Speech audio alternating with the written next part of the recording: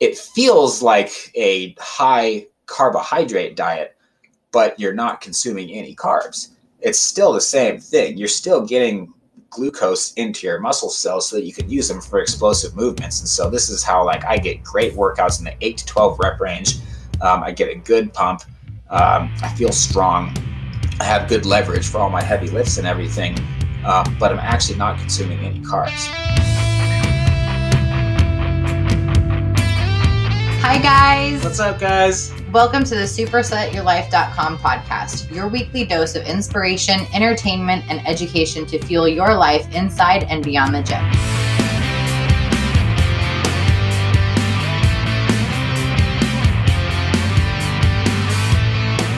What's going on, podcast? Hope you're ready for some meat in this episode. We're going to be covering the 3 different ways to start the carnivore diet. This is something that you've been curious about or something that you would like to start and implement meat as the primary source of fuel into your life. There's a couple ways you can go about doing it. So some of our clients prefer high protein, some of them prefer high fat, some of them prefer including carbs, and whichever one of those is best for you, hopefully this episode will shed some light on that. So before we get started, I would like to give a couple plugs. First one is of our Deltoid Desolator. So this is our latest invention. And if you are watching this on YouTube, great, you can see it. If not, then you can check it out on Instagram, which is at Skullbellz, SKULLBELLZ. Every day I'm doing lives on it. So I'm explaining how I'm hitting different muscle groups with it, how I'm using these things to develop my shoulders more effectively, because coming from somebody that shoulders have always been my weakest body part, that's something that the judges have always told me, is that I need to get my shoulders to catch up with my traps.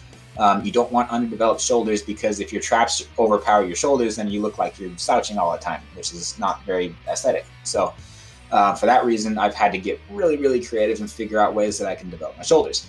For that reason, I've been the jerk at the gym that insists on using 2 ropes whenever I'm doing upright rows, whenever I'm doing face pulls, even when it comes to things like triceps and other body parts. 2 ropes just gives you mobility to do so much more. So I invented an extra long rope attachment that has a silicone skull on each end, because this grip, which is much easier to grab and much easier to hold on to than the cheap imported ones that you see at the gym. These things allow you to, it gives you a no-slip grip that you can use to more effectively hit the muscles on your shoulders and on your back or your triceps, your arms, your biceps, whatever you're trying to hit with it, because you're not limited by your grip. Your forearms are never going to be as powerful and as strong as all these other muscles.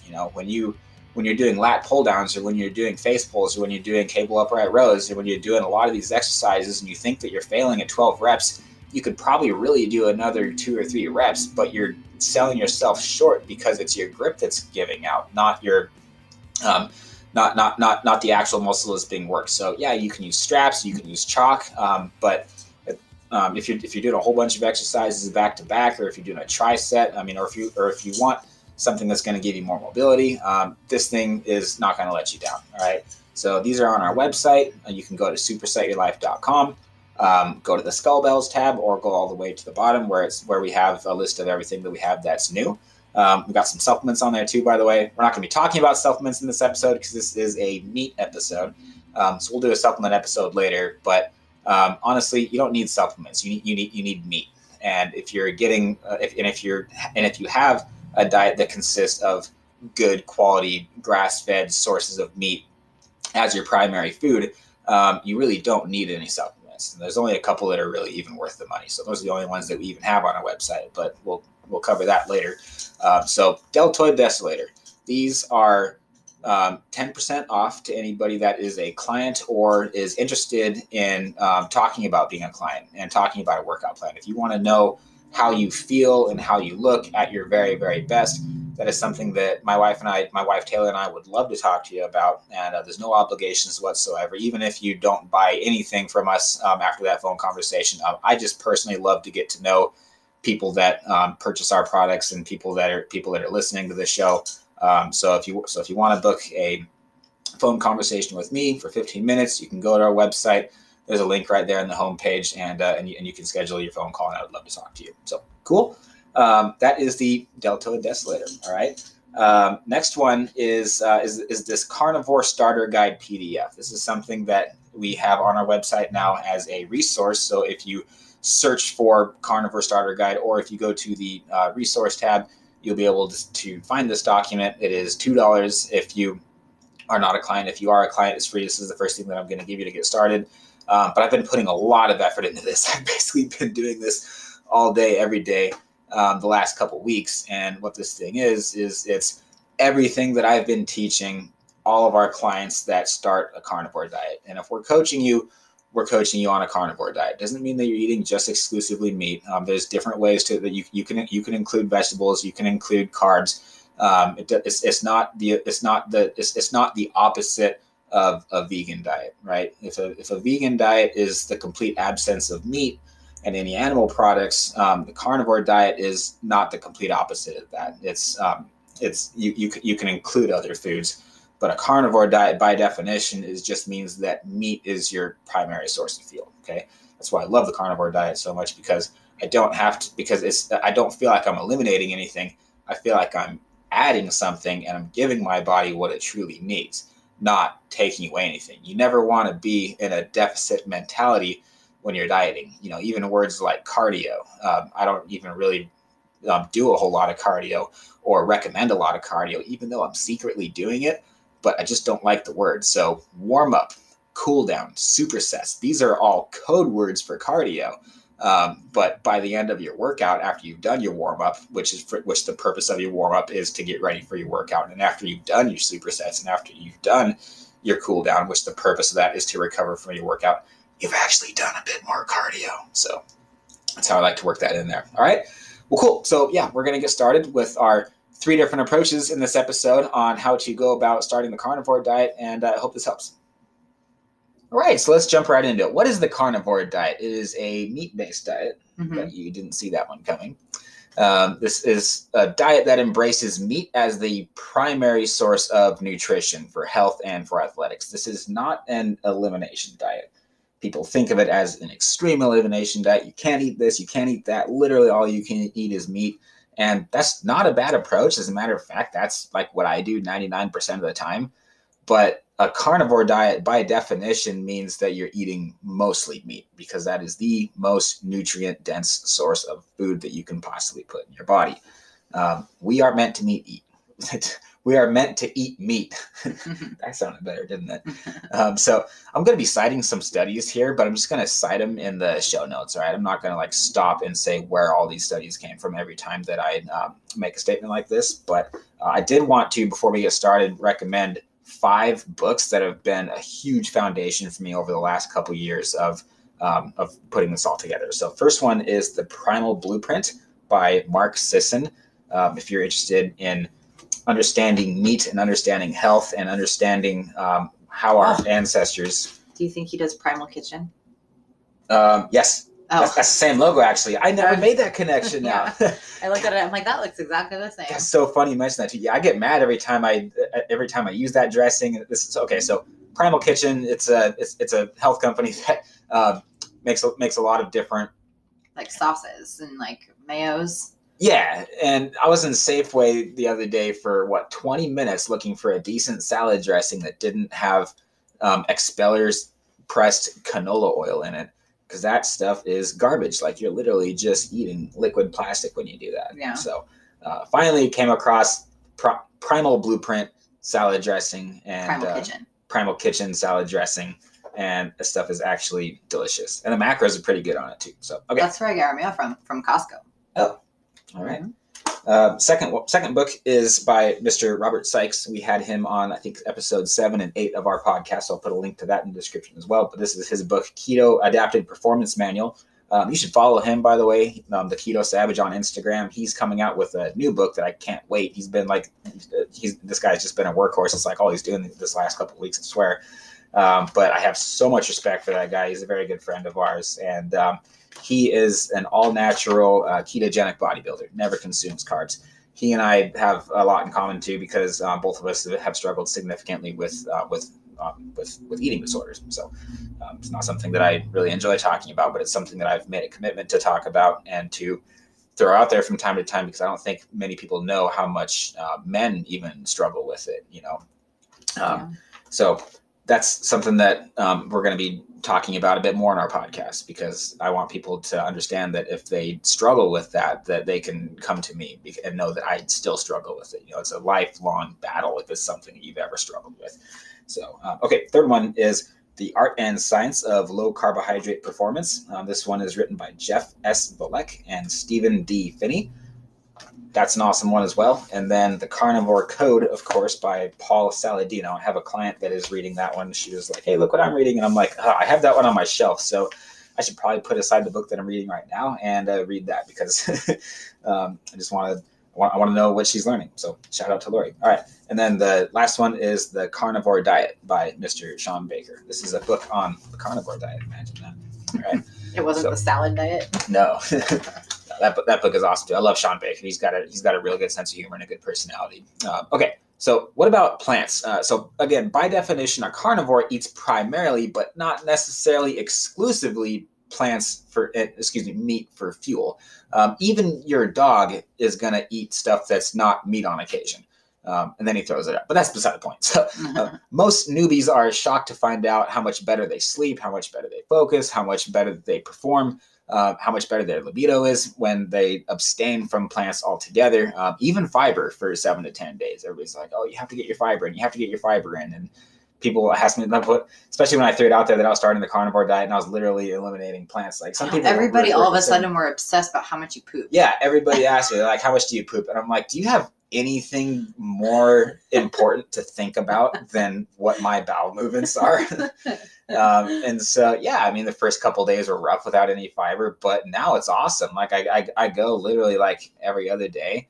I hardly ever consume any plants, and it's because I'm giving myself the fuel that my body actually needs, so that I can perform and that I can function like a human being.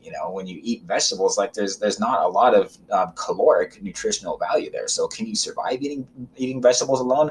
I mean, yeah, but you got to supplement all kinds of stuff. You got to supplement B12. You got to supplement creatine, protein. You got to supplement protein. I mean, we could go on and on. Then you're and on. just eating not natural forms of protein. Yeah, and then people will be like, oh yeah, well, no, I eat fiber all the time, and I'm so regular. I go at this day at this time, this day at this time, this day at this time. And they're like, yeah, because your body's like, get rid of this. Like, I don't want it. But if you're eating meat, then it wants every single piece of it, and it holds on to it. So I feel great. I never feel bloated. I never feel backed up or anything. So for everybody that is concerned about my bowel movements, I hope that helps. TMI. We need to put a TMI warning at the beginning. Yeah, we should put the E for explicit, because that's that definitely qualifies. So this is because foods have defense mechanism. Plants do. Okay, so they contain beneficial nutrients, we know that, but they also can contain anti-nutrients, and those are nutrients which are basically like their defense mechanisms. And that's basically why they want you to cook plants to kill those, right? Right. That's why, like, when you eat raw broccoli or any raw vegetable for that matter, basically is no good for your belly. Yeah, that, and it bloats you too, because there's a lot of fiber in it. So when you cook vegetables, especially if you overcook them, then that takes out a lot of the fiber. It cooks down a lot of the fiber, and it breaks down those cell walls is what's actually happening. So all of these anti-nutrients, a lot of those stay in there though, and these are toxic. These are included but not limited to oxalates, lectins, glycoalkaloids, diodtrins. I don't even know how to pronounce that one. I don't know how to pronounce that. I know. I'm really proud of you for pronouncing glycoalkaloids. Okay, good. Yeah. But like, I'm not even going to try on the rest of these. But basically, there's a lot of toxic chemicals that are in plants, and that is their way of saying, stop eating us. All right. Why do animals not have these? Any guesses? Why do they don't eat vegetables? No. Why do they not have anti-nutrients? Because they want you to eat them.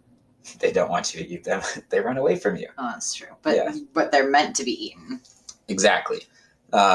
Okay, so these anti-nutrients are often the root causes of inflammation, thyroid problems, inhibition of hormones, joint pain, irritable bowel syndrome, and a lot more than that. So yes, plants have beneficial nutrients. Of course they do, but there's always another part of the story. So the question is whether the benefits outweigh the consequences that are going to happen from you eating plants. And you're never going to know which plants agree with you and which ones don't unless you eliminate them altogether, eat meat, and so that you know that you don't have any of these toxic chemicals in your body, and then reintroduce plants one by one to figure out, and you can pinpoint then which ones are working for you and which ones are causing problems. So this is why we and our clients, without exception, notice improved immunity, reduced inflammation that helps us perform safely and without pain. All right.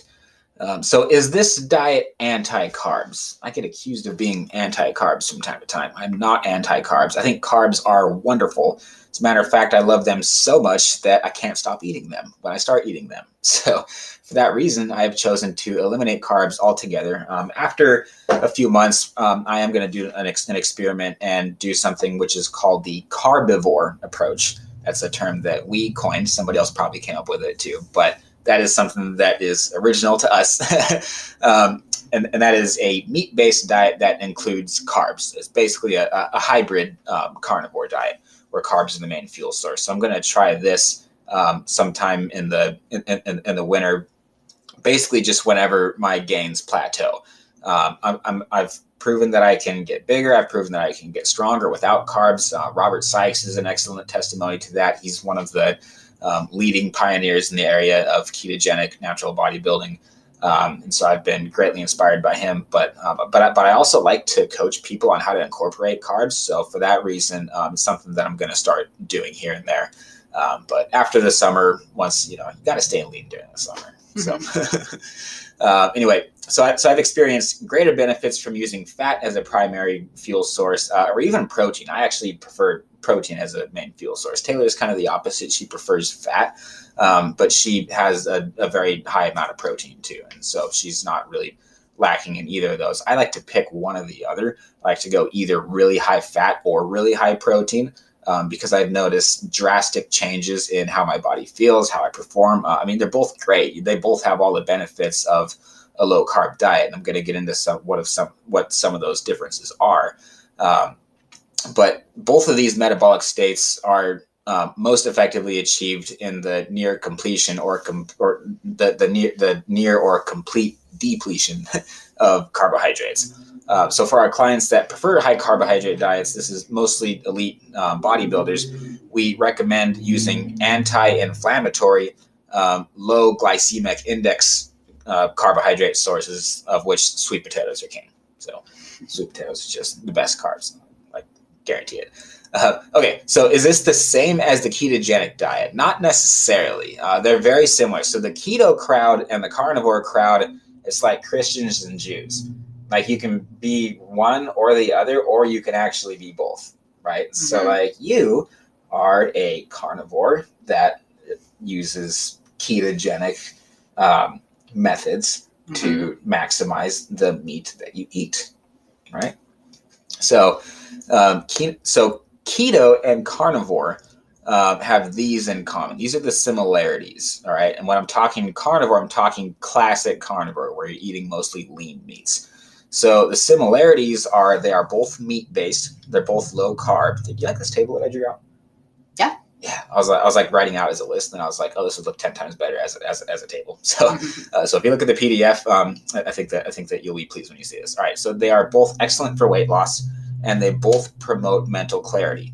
Now, the difference is in the carnivore diet, the primary source of fuel is protein by a process called gluconeogenesis. I'm going to explain what that is here in a couple minutes.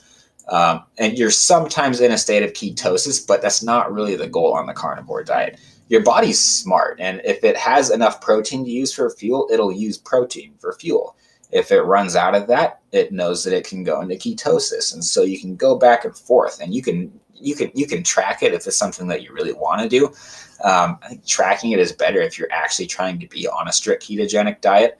And if you are going to do that, then we got a special treat for you, because our next episode is going to be with the inventor of the BioSense, which is a handheld breath ketone monitor. So stay tuned for that. It's going to be our next one. So excited that we're going to be able to talk to Mr. Jim on that. So that leads us to the ketogenic diet, in which the primary fuel source is fat. And both of, and this is where you're most often in a state of ketosis. Okay, so there are 3 approaches to the carnivore diet. And we have found that some clients prefer one, some clients prefer another one. And so we try to classify these into 3 different categories and see which one everybody's the best fit for. So the first one is a classic carnivore, which is high protein, 0 carb, and moderate fat. Shout out to Osama. This is our Muslim client. He can't eat pork. So I'm like, man, how am I going to coach him on a carnivore diet, and how am I going to help him get his fats in if he's not eating pork? And so we had to stick to a lot of lean meats, and this guy transformed. He experienced a lot of body recomposition because he was eating basically... Doesn't even look like the same person. Yeah, he's eating a ton of protein, but he's also getting adequate fat too. Like I'm making sure he's eating, the egg yolks, and he's putting lots of butter on everything and making sure that he's getting all of his fats. This guy's gotten stronger. He's sleeping better. All because he eliminated carbs, and now his body, his insulin's low, but it's high enough to where he can still build muscle. He's getting stronger, and he's losing fat still. Super proud of that guy. Okay, so the second one is a keto-vore, which is moderate protein, low carb, high fat. So essentially the ketogenic diet, using meat as your as your primary food source. And then the third one is a carbivore, which is high protein, high carb, and low fat on most days. So I'll get bro diet. Yeah, this is like the standard bodybuilding diet that most people do.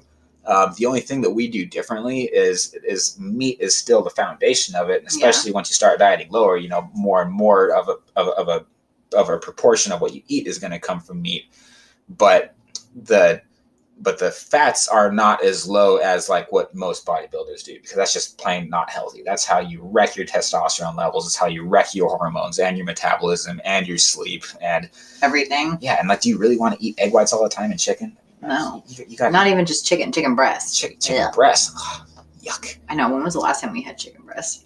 Yeah, it's forever. It's been a long time. And tilapia. Tilapia is officially ruined for me. I just can't eat it anymore. Way too much of that when I first started bodybuilding. Okay. So the right category for you should be determined by your goals, your preferences, your lifestyle, and ultimately how your body feels and responds to each. Taylor and I believe that it is wise to try each method and find what works best for you. Okay. So the first one is the classic carnivore approach. This is my preferred method of dieting. I love doing this. To put it in the most simple terms, you can basically just eat nothing but steak every single day.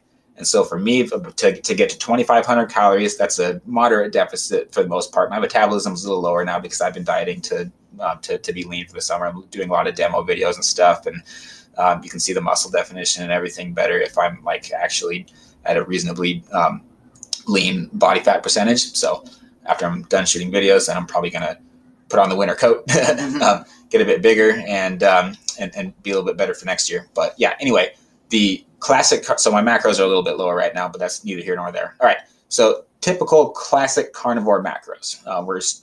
And these are for an athlete that's doing 2,500 calories. So I'm going to give an example of each of these 3 different types, and on a 2,500 calorie diet, what these macronutrients would look like and what a day in the life could look like. Okay, so we're starting off with the classic carnivore, and that is going to be 2,500 calories, 422 grams of protein, 0.5. That 0.5 is a big difference. And 0 carbs. And that's so much protein. Yep, and 90 grams of fat. So your percentage of calories is 67% protein, 0% carbs, and 32.4% fat. So a day in the life, what that looks like is this is how I typically do it. So I wake up, have my coffee and Celtic sea salt. Celtic sea salt is your best friend on any of these, because one of the things that you will be lacking if you eliminate plants and eliminate carbs is you're not going to have as much electrolytes. So because of that, you need to supplement those. And one of the best natural ways to do it is to get Celtic sea salt. You can get it on Amazon, or a lot of local health stores have it. And like any mineral salt is going to be good, but Celtic sea salt specifically is loaded with potassium. So definitely a good supplement to have. So I put that in my coffee, and then the sodium and the potassium together gives me a nasty pump in my workouts, and I can focus better. I can think better. A lot of people, when they think they're hungry, they're not really hungry. They're just low on electrolytes and they're not hydrated. So if you put So if you have either coffee, I mean, because coffee hydrates you, you know, unless it's, I drink decaf, and so I don't have the diuretic effects of caffeine from my coffee, I guess. But just for the record, I drink decaf in the morning because I like to have a pre-workout afterwards, and I don't want to be up to like 500 milligrams of caffeine by then. If you go over, my experience, if you go over like 200 milligrams of caffeine, I start to feel buzzed and I can't focus as well. Like my brain just kind of feels like zapped, and my workouts, I can't get as, it restricts blood flow. You can't focus too. Exactly. Yeah, you're so buzzing that you can't focus. Exactly. Yep. So then I like to have some on it MCT oil in that, a couple tablespoons, and that stuff gives me great energy. It's just a good, healthy fat that doesn't even have to get digested. It just goes straight into your liver, and it's basically the simple carbohydrate of fats, if that makes sense. Creatine, glycerol phosphate, and then carnitine. Those are the two supplements that I like to take right before a workout. Okay. So I do a full body weight training workout, and then have a pound of steak after that. And then I'll have bone broth, and then I'll have some beef liver, and then I'll have maybe some ground venison and some eggs, and just whatever is in the fridge, basically. I drew this example out to, again, this will be in the PDF. It's on our website. But these, typically I like to do nothing but steak every day. It's how I feel the best. It's what I like the most. But if that sounds like too challenging to somebody and they really don't want to eliminate that far, you can do it more like this. And so it looks like a pound of steak, 12 ounces of homemade bone broth. We have a recipe for that on our website, and that recipe is going to be in this PDF as well. And then a little bit of liver, a little bit of venison, some eggs, and some more steak to top it off. So it's a lot of food. That is a lot of food. Yeah, it's about 2,500 calories, and people will. And I have a lot of people that are eating that amount that are dropping weight like crazy on it. But they feel great. Their sleep is great. They have more energy. They have more clarity, and it's just a win-win, you know. And the hardest part is actually eating that much food. They're not craving carbs anymore. They're not craving junk food because you eliminate all of it, and eventually your body just forgets about it, and it goes, oh well, I'm getting all these nutrients from all these amazing foods, so I don't crave ice cream anymore. I don't crave all this. I don't crave all this garbage. That is the classic carnivore approach.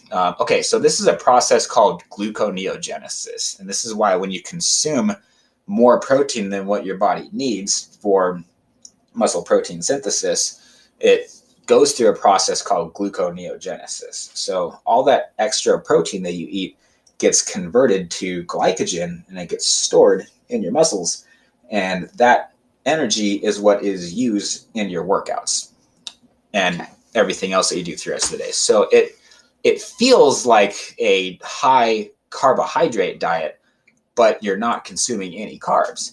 It's still the same thing. You're still getting glucose into your muscle cells so that you can use them for explosive movements. And so this is how I get great workouts in the 8 to 12 rep range.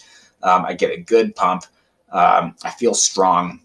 I have good leverage for all my heavy lifts and everything, but I'm actually not consuming any carbs. So glycogen is a complex form of glucose that is stored within the muscle cells and in the liver, and it's readily available to be used as energy as needed. So this is why when an athlete depletes glycogen stores by abstaining from carbohydrates temporarily, the muscles look much smaller. Once the athlete consumes a high carbohydrate meal, they will almost immediately notice that the muscles regain their normal size.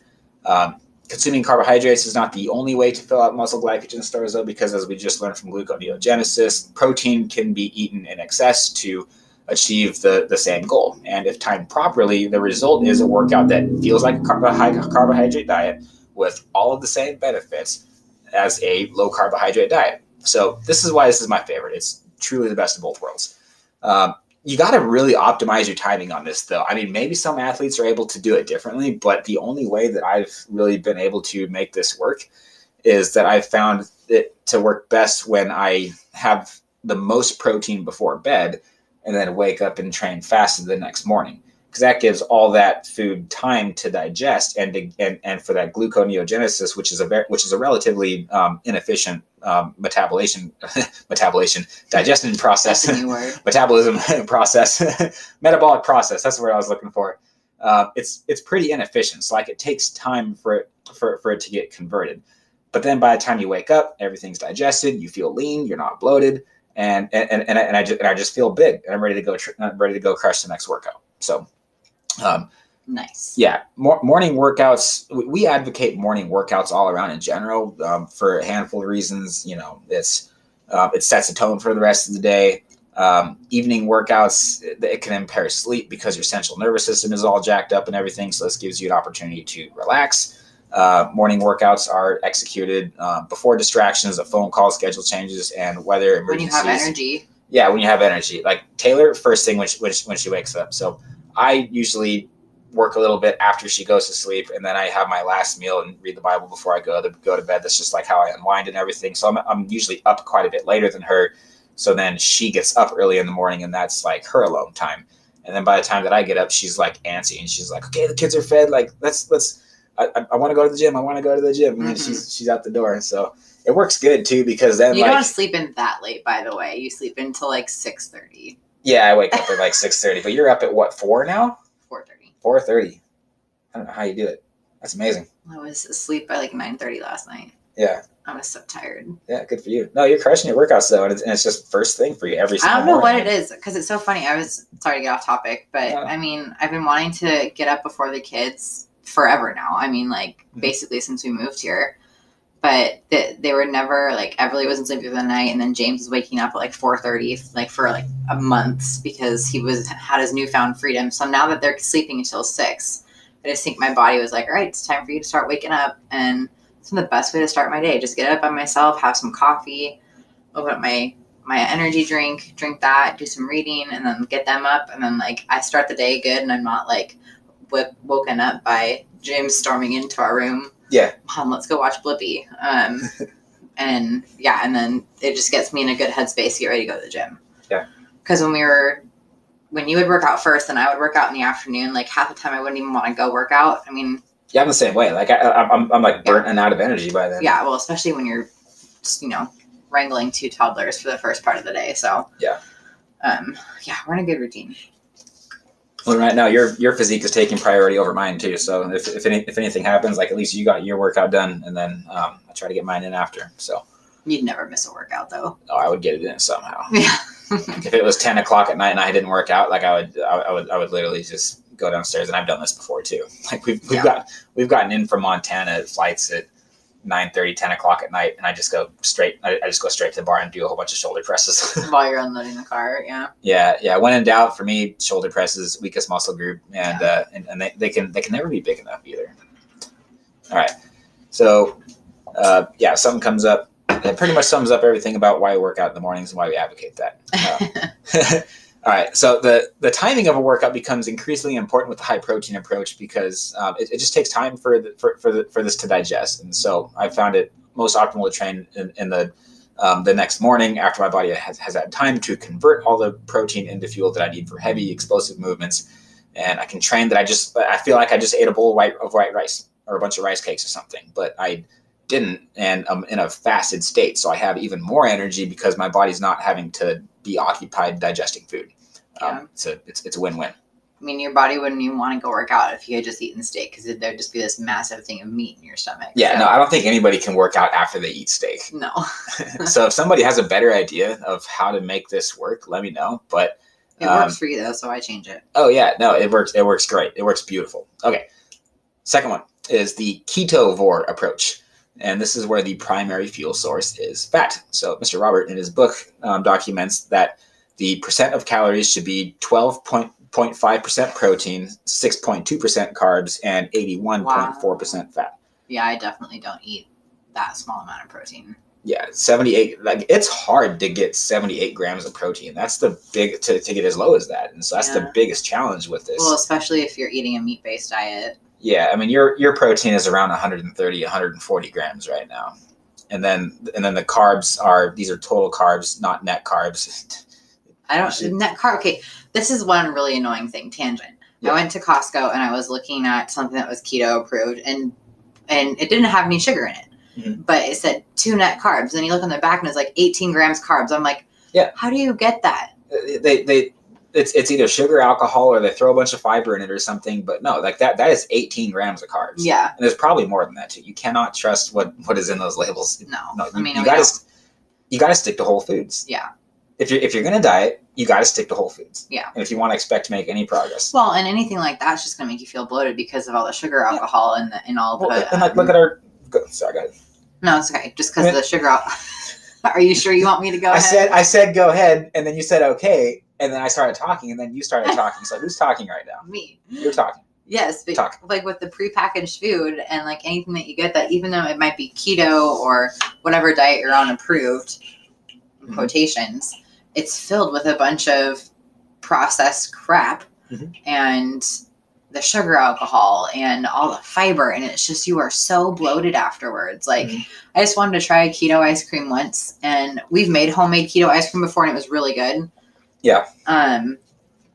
But when I went and just bought something from the store, like the Rebel brand, I felt horrible afterwards because you just feel so bloated, and it's just whole foods are the way to go. Yeah. Now, big exception: keto bricks.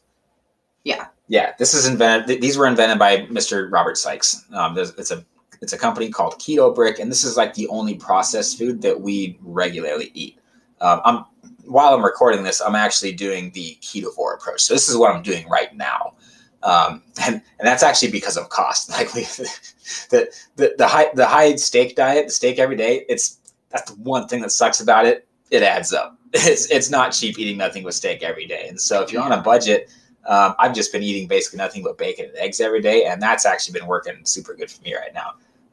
And keto bricks. Well, so you have bone broth, and like you don't just eat bacon and eggs; you eat other food too. Right. Yeah. But the keto bricks, I mean, all the ingredients are there on the back, of course, but the ingredients are phenomenal. They're so good. People look at them like, well, that's a lot of calories, and it's like, yeah, well, that's actually how many calories are in it. When you buy, I'm not going to say the names of any brands, but most marketed keto products out there, there's way more calories than what they are claiming is actually in it. Yeah, it's all marketing. So, all right. So a day in the life of a ketovore. This is just a typical example. This is something that I would do on most days right now. Same thing. Wake up, have coffee and Celtic sea salt in the coffee with some heavy cream. So I'll add cream into it. Heavy cream tastes so much better than MCT oil too, by the way. I mean, the MCT oil is good, but it's like that heavy cream is. But you know what's really good is butter in your coffee. Grass-fed, salted butter. Oh, yeah. And in warm coffee, not cold coffee, obviously. Yeah. But I tried that for the first time, and it was so tasty. So good. Okay, and then creatine, glycerol phosphate right before the workout, as well as carnitine. Side note on the creatine and the carnitine, both of these are in meat, so you don't really need to supplement these if you're eating a high meat diet. But the more the better, though, with both of these. Carnitine is a natural fat burner, and creatine, everybody knows what creatine is. It makes you much stronger in the gym. So, okay, then my weight training workout, and then 5 ounces of bacon. Leave the grease in the pan. Very, very important because you need that fat. This is a ketogenic diet, and so your fat is going to be much higher. 2 eggs and 4 ounces of cheese. That's the first meal. Second meal is a couple ounces of sausage, some iceberg lettuce. So this is obviously a salad, and then Primal Kitchen Ranch.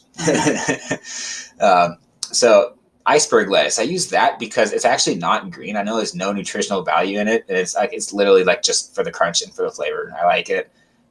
There's no flavor of iceberg lettuce. I know, but if I eat anything green, I start to feel inflamed, and I can feel it. It doesn't feel right in my stomach, and so I like iceberg lettuce because it's just like, I don't know, it's just like eating water. See, I'm a romaine girl. Yeah, I mean that's basically the same thing too. That's not super green. No. So everybody says eat your green vegetables. Eat your green vegetables.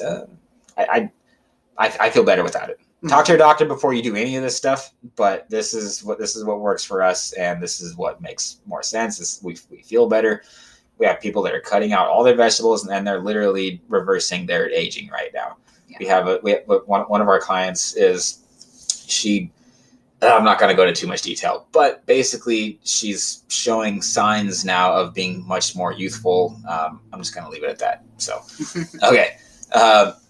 a little bit of Greek yogurt, and then some macadamia nuts and some blueberries. So side note, a little bit of carbs on the yogurts, because I see you have Oikos or Oikos written. 2 yogurts that we really like are the 2 TWO Good yogurts. It's 2 grams of sugar, right? Or 2 grams of carbs or something like that. Yeah, that's a good one. Yeah, that's a good one. And then the Keto Ratio, the only place I've been able to find it is Walmart, and it's so good. It's so thick and creamy and delicious. Absolutely. Yeah. All right, so the total of the day comes out to 2,500 calories, 81 grams of protein, 40 grams of carbs, and 222 grams of fat. It's a lot of fat. Okay. So that is the ketogenic diet. And then the carbivore approach, the primary fuel source is going to be, you guessed it, carbs. So 2,500 calories in this example. That is 220 grams of protein, 337 grams of carbs, and 30 grams of fat. So the fats are much, much lower now. That's 35% of your calories from protein, 54% of your calories from carbs, and 10% of your calories from fats. So the same thing if you're training in the morning. This one works. This and the ketogenic diet you can work out later in the day too. But for these examples, I just put it out there as working out fasted in the morning because again, we typically like to recommend that people get their workouts done in the morning. For the most part, not everybody's the same, but we're not going to go down that rabbit trail again. Mm-hmm. So the same thing. Start off with coffee and Celtic sea salt, creatine, glycerol phosphate, and carnitine. We're going to do just black coffee. Yeah, and we're going to do another episode on creatine, glycerol phosphate, and carnitine, and these supplements too. We just got supplements on our website, and we're so excited about them. But we're not even going to talk about supplements in this episode because you don't need them. You don't need any supplements. We have supplements because we use them, and yes, there are extra performance benefits, but there's only 2 or 3 that you actually need that actually work, and BCAAs are not one of them. Mm-hmm. If anybody tries to sell you BCAAs or EAAs or whatever they're trying to say that they are, don't listen to them. Don't buy anything else from them. It's protein. Okay, it's literally just a refined version of protein. Eat some meat. Okay. Okay, so you get your weight training workout in, and then 8 ounces of steak is the first thing that you eat. This is where you're getting most of your fat in, right? Again, this is a lower fat approach.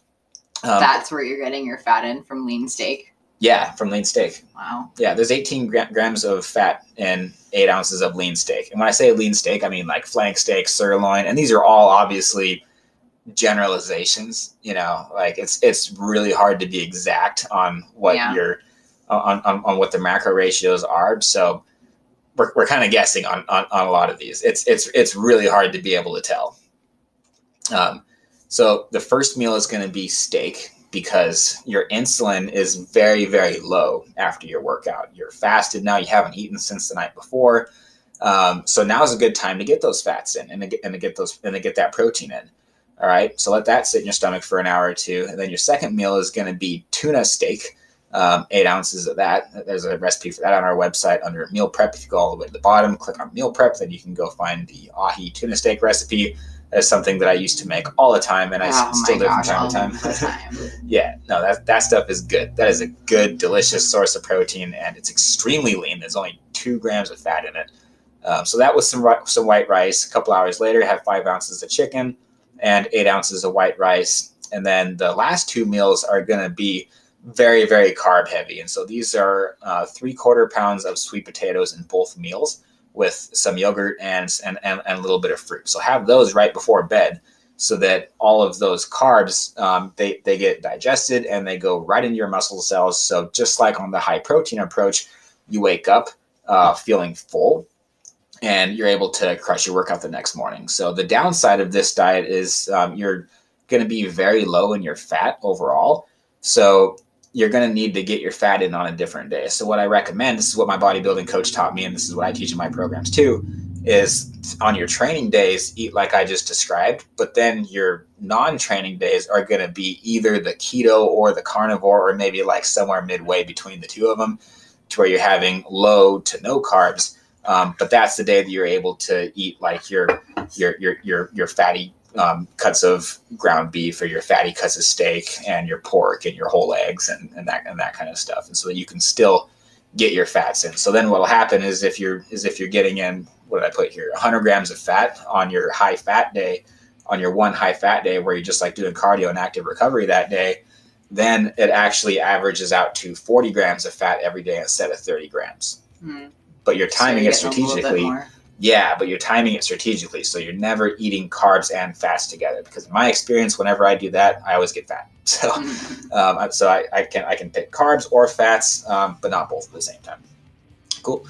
All right. And then optimizing your training again. I like to, you can have your workout between those last two meals. You can have I just gave you 5 meals. First one is a high fat meal, which is really a moderate fat meal, high protein meal. And then the next 4, if you notice the pattern, are all protein and carbs, every single meal. So I've done both of these, and both of them work great. You can either train fasted in the morning, and then you just have your 5 meals that you got to hit the rest of the day. Or you can wake up, do a little bit of fasted cardio in the morning, and then train between either your 3rd and 4th meal or your 4th and 5th meal. Either way, that's a great way to get your workouts in. So that's pretty much it. And then just a couple of recipes that we're going to throw at you. We're not going to walk you guys through how to make these recipes, but if I had to say there were 3 foods that if you're going to start the carnivore diet that you really should get into your diet, it's going to be bone broth, liver, and steak. And here's why. You want to make bone broth first because of the collagen, because of all the nutrients that are in it. It's so good. Yeah. Oh yeah. It's like we started doing it because of the health benefits, but we didn't realize like how much of a treat and how much of a favorite, like everyday thing that it would become. Oh, yeah. So we literally are always making it, and I have it every single day. It's great for your gut too. If you're ever having gut issues or like your stomach doesn't feel the best. It's healing for like anything inflammatory. Yeah. It's so healing. So start with that. And one of the reasons that we like to start with it is because one of the byproducts when you make it is bone marrow. So when you roast the bones, you get all of that liquid on the bottom part of the pan. All that liquid, save it, put it in the fridge, and then use that to cook your eggs. Use that to fry your steak in it. Use that to cook your liver in. And then you get that incredible bone broth flavor on anything else that you want to add it to. Bone marrow. Yeah. No, you wouldn't want to cook your eggs in bone broth. That would be weird. I have done that, though. You can poach your eggs in bone broth. Yeah, or just, because, when you make scrambled eggs, you're supposed to mix in a little liquid. Just use a little bone broth instead of milk or whatever. Yeah. So there you go, guys. Hope that wasn't too much information for one episode. But, yeah, all of these recipes and many, many more that we just referenced are all on our website. Hope you enjoy it. Any questions that you have, you can reach out to either of us on Instagram at Colt Milton or at Taylor Milton. And the Carnivore Starter Guide will be where? And the Carnivore Starter Guide will be on our website. It'll be on the top link under resources. Cool. Okay. All right. Thanks guys. Thanks everybody for watching and listening, whatever platform you're on, and have an awesome rest of your day. Thank you, listeners, for joining us on this episode. If you found this helpful or entertaining, we ask if you would please share this with a friend. We also would love to hear what you think of our show, so any ratings or reviews are very much appreciated. We have a new episode every Saturday morning, so please subscribe so you don't miss them. Thank you again, and God bless.